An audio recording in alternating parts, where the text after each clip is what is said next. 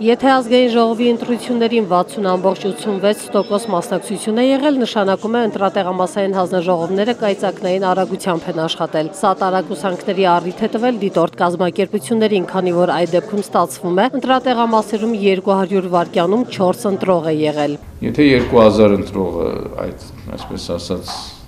սահմանային արժեք ընդունենք, նշանակում է 3 ժամը մեկ, երբ որ նայում ես թվերը, պետք է 500 ընտրող լինի։ Այդ որոշակի 3 ժամանոց ինտերվալներում, տարբեր տեղամասերում, ուղղակի, այսպես ասած, Ստախանովյան տեմպերով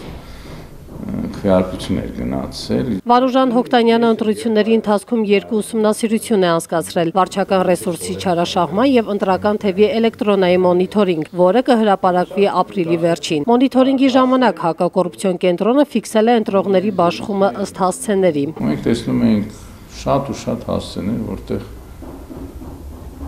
թվում էր, թե այդ, այսպես ասած, բիզրազմյանի բնակարաններ էին կամ բիզրազմյանի տներ էին, որտեղ 10-15 ընտրող էր ապրում։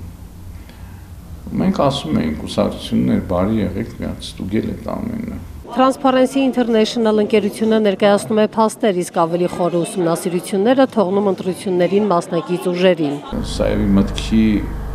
ծուլության հետևանք է, որ դե այս ամենը այսպես եղավ, ժողովուրդը այսպեսին է եւ այլն, իսկ ով է գնահատել արդյունքները, ով հիմա կգնա, կվերցնի ընտրացուցակները եւ կստուգի իսկապես այդքան մարդ քվեարկել է թե ոչ։